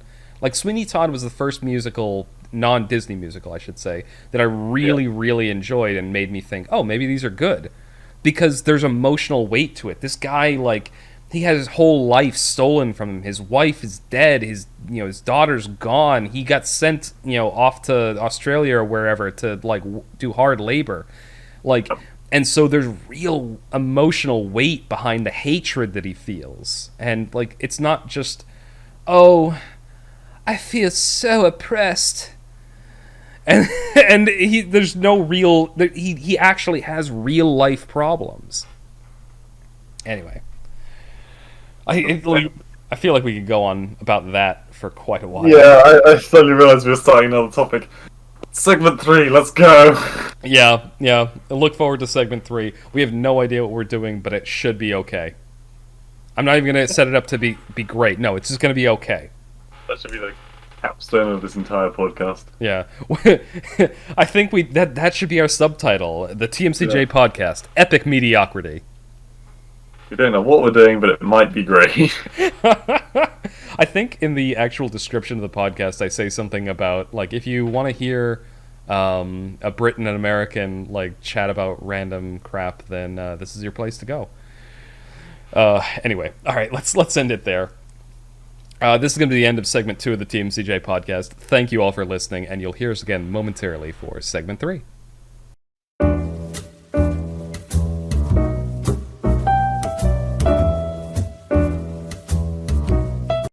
Welcome back to the TMCJ podcast. We are on segment 3, our wild card, and this time around, because we were talking about musicals so much in the first segment, we decided let's do a quiz about Disney. We were bigging up Disney throughout the first segment while we're trash talking other musicals, so let's see how much we actually know about Disney movies. It's just gonna be limited. Blue has pulled up a Disney-related quiz, and I will caveat this. We talked about this previously when we watched Princess and the Frog, but I pretty much stopped watching Disney movies just before that time. Like, once they started moving over to almost all CGI, and one movie that you've been threatening us to watch for quite a while is Moana. I've never seen that. Well, the thing is, me and Alicia did watch it because there was a thing. And then I was just like, oh, I don't want to watch it a third time. As awesome as it is. Maybe once we get into a few more weeks into the podcast and you've kind of like let it fade in your memory, you'll feel like rewatching. I mean, exactly. Les Mis was sort of the same sort of situation because Alicia had seen it, I'd seen it, but you hadn't. Yeah. Anyway, quiz time. Alrighty. 30 questions, so we're going to be firing through them pretty quickly. I will try and keep score this time. Which means I won't be able to see... I won't be able to see you, but you can see me. Hi. Cool, right. Are you ready? I am ready. Question 1. Alright, it's starting off real fucking easy, I'm telling you. Which Disney film features... I copied it straight from the website, alright? Which Disney film features the hit song Let It Go? Oh, Frozen. I've never seen it, but I know that one. It's definitely Frozen. Yeah. Fucking easy. All right. I know that because I have coworkers who are obsessed with the movie. Like, coworkers who are, like, 10 years older than me. I'm like, what the f... They don't even have kids. They just like the movie. Like, what the fuck? If anyone at home didn't get that, shame on you. It's one of those things that has become such a meme at this point that it'd be hard not to know it, even if you haven't seen the movie. Okay, right. Question 2. Yeah, I'm ready. What is the name of the bear in the Jungle Book? Baloo. Yep. Okay, I was gonna say exactly. Again. Talking about those bare necessities of Mother Nature's recipes. Sorry, I'm in a singing mood I'm in such a good mood this morning. Well, we're talking about music. That's what you expect. No, I mean, just ever since you ever have like one of those days where you wake up and you're just happy from the moment your head pops off the pillow. Yeah. That's how I feel today. They're rare. They are rare, which is why I'm enjoying it. We should take turns with who speaks first, so I guess I'll speak first this time. In which US state is the Princess and the Frog set?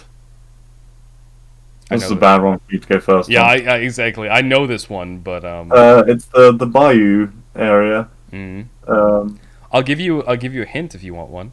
Hang on. Don't give me anything. I don't even know if the place that I'm thinking about is in America. It's... The thing is, it's the state, so I don't... Mm-hmm. I want to see it say, like, Mississippi. You're actually right next door to it. I'm fairly certain it's Louisiana, which... that does ring a bell, actually. Louisiana and Mississippi are right next to each other.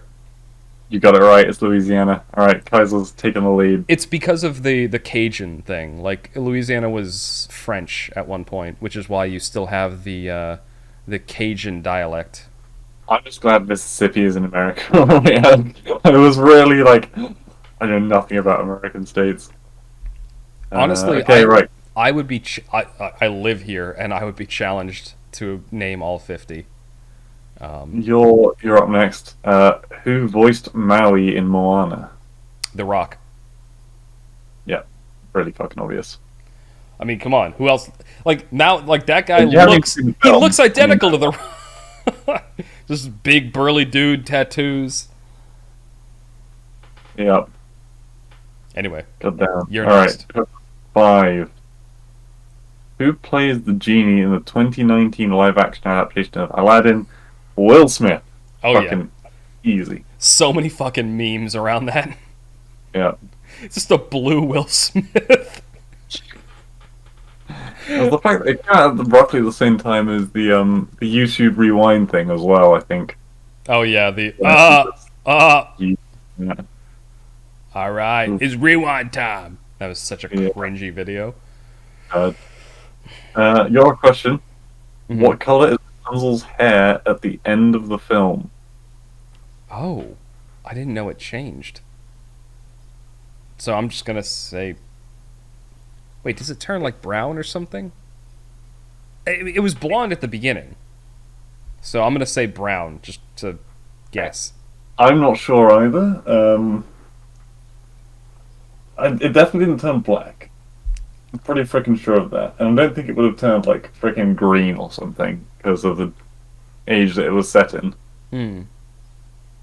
So I'm also gonna say brown. I think there's only so many hair colors. Brunette slash brown is the answer. Okay, we got it right, but by guessing. Yes, true. I mean, So it's starting to get tougher. By the way, Kaiser, I was six question. You still got six right. It's me to start the next one. In by the Toy way, Story, sorry. Before you read, I do want to say, um, besides the Jungle Book question, every single question I've been asked about Disney in this quiz is a movie I haven't seen. The only movie I've seen so far that has been mentioned is Jungle Book. you've also seen The Princess and the Frog. Have Yes, yeah, but that wasn't my question; it was yours. you not seen Aladdin either? Not the live action. Oh, okay. I've seen I the went to that original. list I of loved times. the original. Mm. Prince Ali, I said it's here, It's Ali like, you see Tangled Ababa. together. Sorry, I haven't seen Tangled. No. Oh, I must watch it this year as well. Then. Hmm. Yeah, no. A lot of the newer ones, I haven't seen. Like a lot of the CGI ones. Yeah. Anyway, Okay. go on. So my question: in Toy Story, what is the name of the child they belong to? I It's know this one. Andy, right? It's Andy. Yeah. Yeah. You're on six. No, you're on seven. I'm on six. And your question is next. Okay. Ooh. Nah, it's probably went through, but I don't know. What color dress does Cinderella wear to the ball? It's sort of like a silvery blue, if I remember right.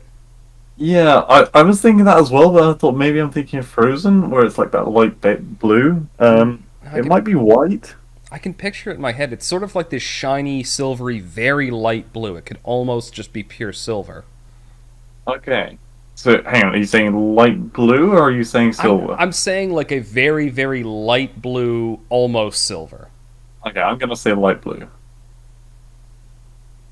Okay, blue or white gets a point. Oh, okay, so we're both right. So we're both right, yeah. Again, another film I haven't seen, so That one I've seen. Not in quite a few years, but I've seen that movie. I see. I think I actually the Yeah. last time I watched that movie, it was on VHS and I was like 10. Oof. How many dwarfs does Snow White live with? This is me. Bonus point if you can name them all. Oh, shit. The seven dwarfs, right? It's just all the fucking emotions. It's well, I say emotions. It's not even that. What people would have thought emotions were back in the 50s.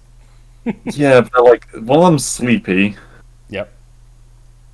Honestly, one of them is dozy. You're close. I think one of them is It's not dozy, but you're very close. one of them's angry. I think. Again, Well, maybe you're it's not close. angry. It's not angry, but you're close. Um, Jolly probably. Do you want me to name them? You're actually naming the right emotions, but you're using the wrong word. Hang on, give me the. Let me do the last. Try and work out all the last three out. Again, another film I haven't seen. I haven't seen many of the old. To be fair, I just haven't seen many Disney films. Um. Uh. I don't know. Cheeky? Probably not. I don't think that's one of them, but I can throw it in. There's definitely not a Um. dwarf named Horny. I'm just being sarcastic. Go on. um. Uh, I don't know. Well, it's going to be like a depressed one, so he's going to be like mopey. I think that's actually one of them. And then the last one, what other emotions are there? Cannot compute. Um, I, I'm a man. I don't have this many emotions. uh, Going back to our earlier conversation. no, I don't know what the last one would be. If I Uh, remember right, so the one you were thinking of as drowsy is dopey. So there's dopey, yeah, there's happy, yeah, there's grumpy, yeah. there's the one you got first that I've already forgotten. Um, Yeah, I said dozy instead of dopey, didn't I? yeah, you said dozy instead of dopey. There's sleepy. There is sleepy, yep. I'm Yeah. looking at the answer now, by the way. Um, that's five of them so far. I'm actually struggling on the last two. Yeah. Um, Well, I need all of them for the bonus point. yeah, I only got those five. Okay, do you Yeah, yeah. want What me are, to what say are the what? last two? What are the ones I'm missing? So, actually, I think we missed some. So there's grumpy, happy, Grumpy. sleepy. Fuck. You said angry, and I thought of it when you said it, but I Yeah. God. But that's not the ones that we got. So there's grumpy, happy, sleepy, dopey. Mm-hmm. Then there's sneezy. There's Sneezy. I did not remember him at all. yeah, I don't remember any of these last three. So sneezy. There's bashful. Bashful. Oh, now that you say it, I remember it. But yeah, I wouldn't have thought of that one. And straight out of left field, Doc. The one random medical person. Yeah, like, yeah, I guess. Like, so I think we both get a point for guessing the seven dwarves, but we did not get all of them even close to being right. Yeah, yeah. I thought Okay. of even the five I did. One of them was wrong, so I got 4 out of 7, and I think you got like 2 out of 7. Oh my god, why are you getting the fucking easy fucking questions right? Question 10. What type of creature is Disney's sidekick Mushu? Oh, he's a fucking dragon. Obviously. Oh my god, Mushu's awesome. Let's Honestly, specify Chinese that dragon. is why the live action Mulan failed. Is no Mushu. The live action Mulan needed some Eddie Murphy in there to be a dragon. Alright, back to me. Question 11. What is the address Dory has to remember in Finding Nemo? He has to remember an address? I would have gotten this one wrong. I didn't know there was an address of what? I think he was going to find a dentist or some shit. Wait, no, Dory's a girl. I think. No, Dory's daughter, I think, was a girl. I thought Dory was the bluefish. I could have sworn she was Yeah. like some Karen ass character. Well, no, because Karen generally know what they're doing. That's a matter of Um, opinion. Even if everyone else disagrees. Fuck, I don't know. It's gonna be some kind of pun, I bet. Um, like, I don't know. I don't know. It's gonna be some. I have no idea. Do you have an idea? Somewhere in Australia. I've no I idea. guess. I don't know. I really didn't like Finding Nemo. Neither did I. Like people seemed obsessed with it. I wasn't a fan. Yeah. I found it kind of depressing, really. I don't remember anything about it. I watched the movie. I just found it boring. Yeah. What's Are you the gonna answer? hazard a guess, or are you just gonna pass like me? I'm just gonna say I don't know. Fucking 24 Melbourne, Australia. There, done.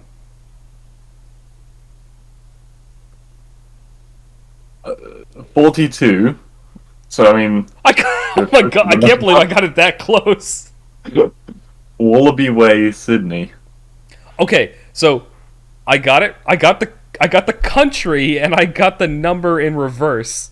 Somehow. You don't get any points, mate. I know I don't want any points, but still, the fact that I got that close is hilarious. I That knew was it the was, first one you got wrong.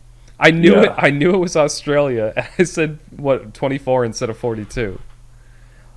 Hey, it's Okay. podcast 42. I shouldn't. I should have used that number. Your question. All right, I'm ready. In the Jungle Book, what type of animal is King Louis? He's a baboon. Really? I would have said lion. No, King Louis he's either a baboon or a chimpanzee. He's either a baboon or a chimpanzee. He's the So whole okay, like, I want to walk like you, talk like you too. I thought Blue sang that. So I've not seen the film. Yeah, I haven't seen it since I was a kid. He's some kind of an ape. I want to Okay. say, chimpanzee, but he might be a baboon. I'm So, gonna ask you to be specific for this. all right, fine, chimpanzee. I'm gonna say chimpanzee. Okay, the answer is orangutan. Fuck, I was wrong on both counts. I knew he was an ape. You did get that right, but A, I had already lost the points, and maybe I was being spiteful. But B, they do specify orangutan. They don't say an ape. Can I have half a point? Can I get a .5 in there? Fine, you get a .1. What? That's enough. If we tie, I win. Well, yeah, I'm already a point behind. That's why. Right, my question is, what is the name of the villain from The Little Mermaid? That's Um, easy. it's like, again, this is just outlining how many films I haven't seen. He was still okay. I want to say it's like Ursula or something. My next I movie forgot. choice is going to be a Disney movie you haven't seen Oh because shit, it is Ursula! you knew it. Yeah, Ursula. Yeah, I can't believe I got that right. I had no idea. I still love. There's a hilarious moment in that movie, which, to put it in modern terms, Ursula brags to Ariel about how thick she is. Alright, so next question for you, which I think you're going to struggle with. Oh wait, no, you're not. In Zootropolis, what kind of animal is Judy Hopps? I have never seen this movie, but I'm assuming she's a rabbit Why did you say that? because her name is Judy Hopps. Exactly. When I read the question at first, I was like, "Oh, I don't know. I read it as There's an actor or something," and I was like, "Oh wait, Hobbs." there's And the main actually character. there's Go on. actually another reason why I know that, which I can't say on the podcast. Okay. I'll tell you after. Yeah, a bunny. Hmm. Uh, wait, did I give us points for? Yeah, no, I think it's fine. All right. Yeah, give us So both you're points for Ursula. 12. I'm on 11. Sorry, you're on 12.1. I'm on 11. Moving on to question 15, which is gonna be mine. Hmm. What is the aim? The aim. What is the name of Elsa's sister in Frozen? That is Fuck, in my head. Question I've gone. I've Uh, never seen that movie. It's your turn to go first, but yeah, I'm struggling. they say in the fucking song.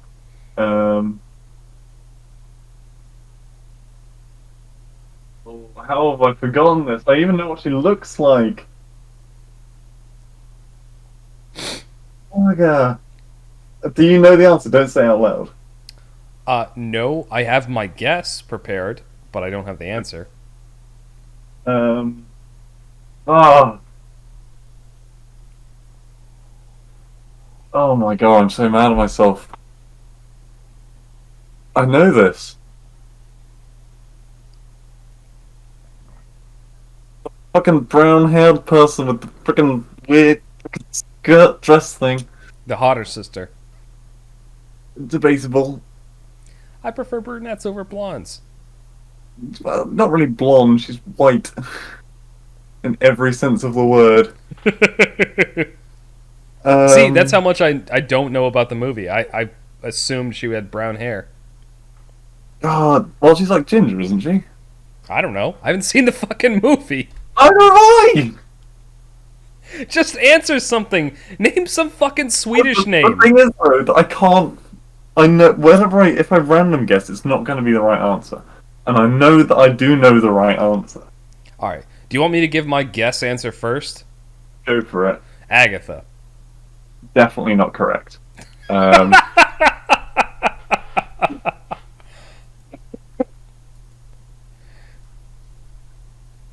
it's like a really normal person name, like Rachel or Catherine or something, but it's not that. Fuck it, I've run out of time, I think. God, what was it? Fuck! What was it? Anna! It's Anna! It's really freaking obviously Anna. I got the first letter right. No points, but bragging No rights. point for anyone, but fuck me, I should have had that. I had the right. I knew it was an A name. Yeah, but Agatha. That name's pretty old, mate. You're showing your age. It Ah, is. Well, but it's like an old like story. So princesses and shit like that. Um. Yeah. All right. so Next question. It's me first this time, right? it is, and if you get this right, I'll be surprised because I have no idea. Who wrote the hit song "You've Got a Friend in Me"? You got a friend. Friend in me. Fuck. I don't even know what movie that's from. I know the song. Isn't it from Serious? Toy Story? It's from Toy Story, yeah. Yeah. I don't know. Ba-da-ba-ba, Woody Allen. ba-da-da-da, ba-da-ba-da-ba-da-ba-da-ba-da. Come on. You're saying Woody Allen? I will say I have literally I don't know what I guess because yeah. The answer is Randy Newman, whoever the hell that is. Who the fuck is Randy Newman?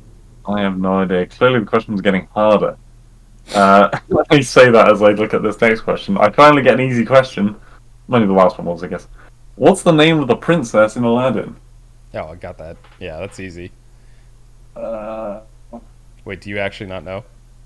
I want to say Jessica, but it's not quite Jessica. You got the first letter right. Well, thanks for that clue. Um, Just, I'm helping you out here. yeah, I'm seeing the magical carpet ride. Um, it's not Juliet. It's not Jessica. It's Jasmine. There you go. Finally got one of these women's names right. It's Jesus. Jasmine. I was surprised that you were struggling with that one. Well, yeah, that's the thing. I got my head set on one name and I just couldn't get off of it. Okay. Right, you ready for your question? Yep. What is the name of Wendy's dog in Peter Pan? She had a dog? Apparently. Walter. I'm gonna guess Rufus? Well, I think Walter's a good guess. She's Let's have a look. British, so. The answer was Nana. Nana. Nana. Yeah.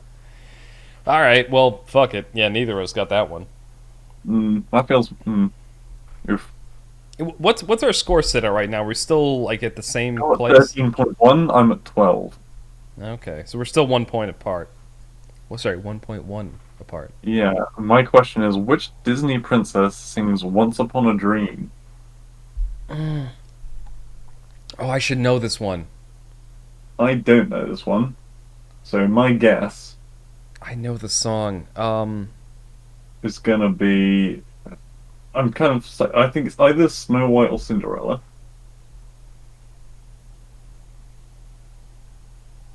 Because of the. I'm sorry for everyone on the podcast for that. That sneeze came out of nowhere. Yeah. Well, was it Rapunzel? It's Upon a Dream. Also, I'm like literally facing away from the mic when I'm musing. Yeah, I know. You've been cutting out when you do that. Sorry. Yeah, no, I'm thinking either Rapunzel, Cinderella, or Sleeping. No, I was thinking Sleeping Beauty. I'm gonna go with Sleeping Beauty. I'm gonna say that it's the chick from the Frog, the Princess and the Frog. Princess and the Frog. Okay, Yeah. that you could be right actually. It's Sleeping Beauty. He's back in the game, boys. Oh God!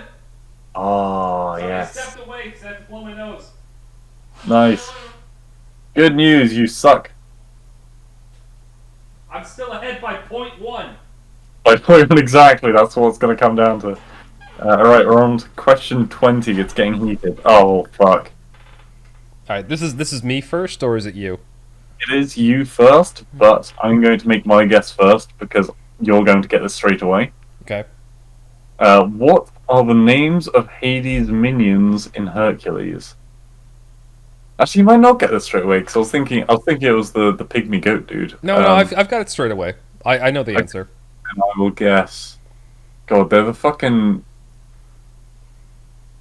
gargoyles, right? Essentially, yeah. Um, my first thought went to Stoner. They're going to be like Jekyll, that kind of name. It'll be like Jackal instead. I Yeah. don't know. Watch I've your. got You got yeah. no idea? Okay, I'll tell you. Their names were Pain and Panic. Oh my god, you're right. Holy shit, what a fucking answer. It's one of those films that you've watched so many times. That's one of your faves. Yeah.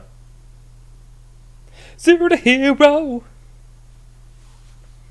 What? Who is the fish? The fission? This is my question, I think. Yeah. Who is the fashion designer in The Incredibles? I can picture her. She's like a little lady with giant spectacles, I think, and she's like nutcakes or something. Uh, You know but what? I have no idea. Since we're trading places, I've never seen The Incredibles, so I'm just going to answer. I think her name was Claire. That's a guess. I have no idea. I think it's gonna be more of an old person name. Um, Want to go with Agatha? yeah, I was literally thinking Agatha. I don't think it's the right answer, but I think it's gonna be closer than Claire. I have no idea what she even looks like, so I'm just saying Claire because I like that I name. saw the Incredibles when I was very young, and I didn't really like it. Um, all right, that's my answer. Oh, it was an old person name. Is It it? was Ed. God, What? Sorry, I was going to say. Is it? Oh God. I completely lost what I was going to say. It started with an E. Um. No. Agatha. No, Yeah. No. No. What was it? Edna Mode. Oh yeah, that wasn't what I was thinking. Edna. Hmm. All right. I've never seen the movie, so no points there. Next question. God, you get the fucking. Wait, is it you or me? It's me. Yeah. We Okay, kind of traded you places in the last two, but it is me. universe. Oh, question 22. What type of animal is Dumbo? It's a fucking elephant. Obviously. All right. Literally says here, fucking elephant. Okay. 1 point each. Let's move on. Right. Oh, I haven't got much time to correct these before each question. Okay, question 23. Back to me for Emperor Cusco turns into what animal in the Emperor's New Groove? He turns it into it's either an I alpaca or a llama. I know this Uh, one. I'm gonna say an alpaca. I think it's a llama. Fuck, it's a llama. Can I have a half point for that? Let's tie it up. You get point one too. Okay. Point 1 2. No, no, Hell yeah. point No, one. no, no, you No, no. point 1 Fuck off. Point one as well. You jackass. So I'm at what, like 15.1, and you're at 14.1 or something like that. Yeah. No, wait, you got the question right, didn't you? So you get I 16.1. Yeah. Oh man. If you're following along at home, please tell me if I'm cheating. So I saw the only time I've seen that is I was at Crazy Kate's house. I watched it. Yeah, I saw it years ago in college, but God, it's been quite a long time. I need to Oh, no, rewatch that one honestly because it's a good movie, and it's one of the few Disney films that I really enjoyed that I haven't rewatched. another super fucking easy question for you. Well, it's your turn to answer first. Oh, is it? Yep. No, it's not, because you answered Dumbo, and I answered Emperor's New Groove. Oh Now, yeah, the Dumbo question was so fast I completely forgot. All right, what is it? what Disney film features the catchphrase "Fish are friends, not food"?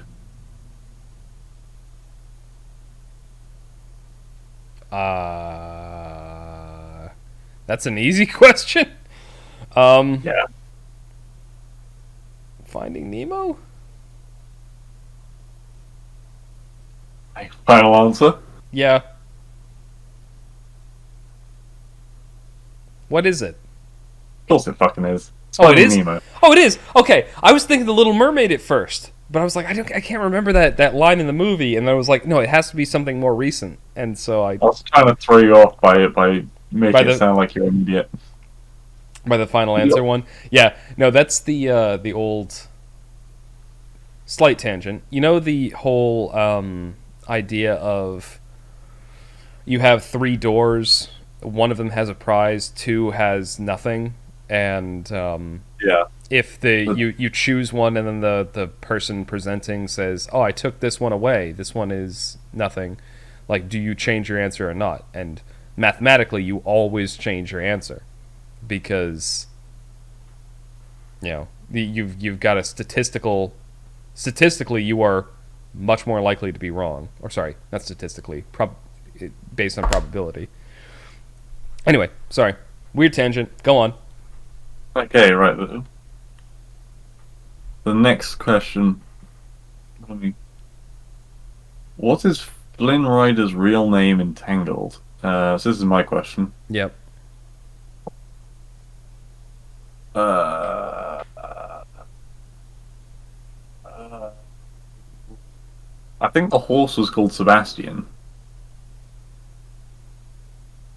Um, Flynn Rider, he was the prince, I'm assuming.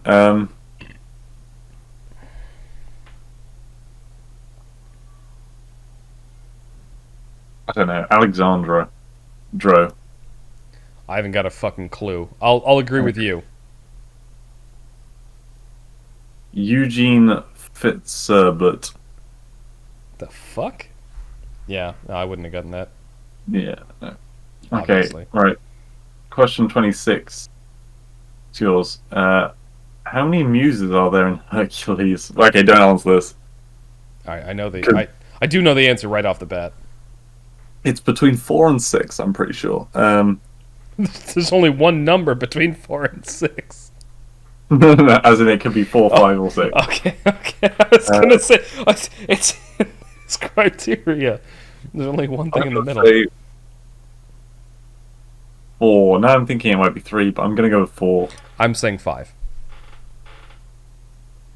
Fuck. It's my favorite number. Of course, I remember this. God damn it. Alright, you're on 18.1. Nice. Where are you right Alright, now? 15.1. I'm pulling Oh, ahead. Oh crap! I God, here's just one that Alicia would definitely know, but I'm never going to know because I never watched it and I don't know people's names. Who played the original Mary Poppins character? I have no idea. I don't know actors' names. I don't know in character Yeah, people's I names. don't remember the name of actors or actresses. Like they're just you're there to play pretend. I see you as the character. Yeah. Um, I'm gonna say Martin Sheen. What? That's not even a woman. I'm gonna guess a random British woman's name. I'm gonna say she was Isabel Stewart. That's a very British name. That's I'm banking on that being so. She's being really British. The answer was Julie Andrews. Oh well, yeah, I was completely off. God. But you gotta admit, Isabel Stewart is a very British woman's name. Yes, it is. All right, Um, so it's me next, right? no, it's me. No, yes, you're right. It is. Yeah, because we're off Mary Poppins now. Yeah. So, okay, question 28. I don't think I can win at this point, even if I get them both right. No, wait, 28, 29, 30. I could Yeah, you technically. could win if I fuck up and you get all of these right. I can draw with you. I can't win. Um, joy, fear, anger, disgust, and sadness. I feel toward. No, okay. Are all characters in which Disney film? Oh, Oh shit!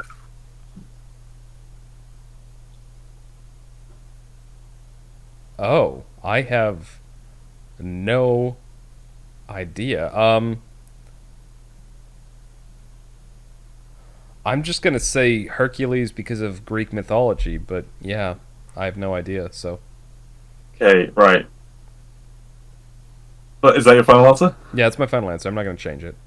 Right. The fucking film is that depressing fucking one about emotions Oh, where it's like the fuzzy stupid. characters. That's stupid. Fuck. I know the movie you're talking about. You're right. It's called Inside Out, Yeah, yeah. but I could be thinking of like a song because that sounds like a Jack Johnson song. No, I'm pretty sure you're right. Alright, I'm gonna go Inside Out as my answer. Oh my god, it's called Inside Out.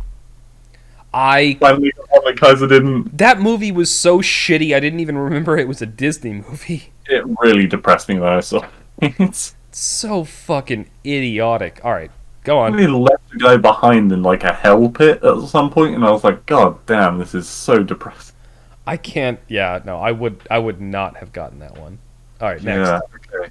Question 29. It's me.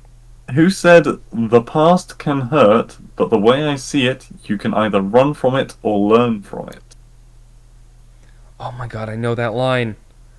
Oh, I know that line. Shit. Okay. It kind of feels like an Aladdin quote, I was thinking the exact same thing. but I don't remember ever hearing it in Aladdin. Sorry, I'm turning away from my mic again. Um, Fuck. run from it or learn from it? Is it my answer first or yours? It's mine. All right, you go first. But we both had the same thought that it came from Aladdin. Yeah. This is gonna sound weird because I've never seen the film, but I feel like I'm gonna go with Bambi. I'm gonna say it was actually Aladdin from Aladdin. If it's Aladdin, I'm gonna be pissed. Oh wait! Oh my god! I just realized it's asking for the character, not the film. Well, but you said Bambi. Bambi is a character in Bambi. That is true. Do you want to specify someone from Aladdin or not? No, I'm specifying Aladdin, the main character. Okay. We're both talking about the main The character answer, of films. Who was it? the answer is Rafiki. From The Lion King. Oh, Yeah. I remember that line now. Yeah. Oh, when he's talking to Simba. Yep. Oh my god. Well, we fucked that one up. Ah, shit. But yeah, no, I remember that line. Oh, that's a good scene too. Right. All right. The final question. It goes to you, I believe. Okay. What is the name of the villainous fashionista from 101 Dalmatians? Cruella de Vil. Cruella Yep. de Vil. Oh my Okay, god. you end this Disney quiz on 19.1 answers correct. I finish on 17.1 out of a Well, possible 31. we both finished above 50%. We did just. God damn, I'm gonna get hassled by Alicia on a lot of these. I mean, a lot of the Rafiki one is the one that like is bothering me the most. Like I should have known that. Should have known the fucking Anna one, honestly. I mean, okay, no, I shouldn't have known it because I've never seen the film. But I knew the answer. It's one of those. Frozen was such like I don't know why it got so popular. Well, maybe because I've never seen it. I don't know why it got so popular, but it's one of those things that's got so far into the cultural zeitgeist that it There's should. a lot of sparkly, pretty things, and also the music was pretty good for it. Yeah. Like, I never hear anyone talking about the story particularly. Yeah. I know a lot of the characters, but I basically know nothing that happened in the movie, which pretty much matches that. Like yeah, there are things that were shiny and people liked them, but nothing that actually stuck in people's heads. Yeah. I mean, like the animation, I'm assuming was very like beautiful. 'Cause, I mean, they're playing with like world class animators making ice sculptures. Yeah. It's gonna be pretty. But yeah, holy shit. Well done, Kaiser. Thank You you. win Thank you. Disney film off. It's Uh, if it was purely an old Disney movie like film off, I would rock. They had the a new lot ones of in them there. the majority of them were old films. Yeah, which is probably why I came out on top. If they were more like it was more focused on the newer ones, I think you probably would have beat me. God, what the fuck? Then what type of animal is Dumbo? What the There were those so obvious. just odd like oh my god. There's a video I got to tell you about after this. Anyway, any final thoughts before we close out the podcast? Nope. Nope. It probably won't be this week because it's Alicia's turn to choose what movie is next. But I hear that Alicia has not seen, and I don't know if you've heard or not, well, seen or not, um, the Pirates of the Caribbean. Oh yeah, I love that series. I fucking love it. Especially the original. The original is awesome. The first, up till the end of Davy Jones, Mm, was fucking masterpiece. yeah. After that, it was kind of It was like, bleh. hey, this is making us a lot of cash. Let's keep going. Yeah, and they had really good like themes for it. This is not the time to talk about this. Um, yeah, that's my what I'm probably gonna do for movie week next. Nice. All right, but Alicia's first. Yep. So look forward to that in 2 podcasts from now. Mm-hmm. All right. Well, this is going to be the end of episode 42 of the TMCJ podcast. Thank you all for listening, and we hope you will tune in again for episode 43. Oh, have a good week.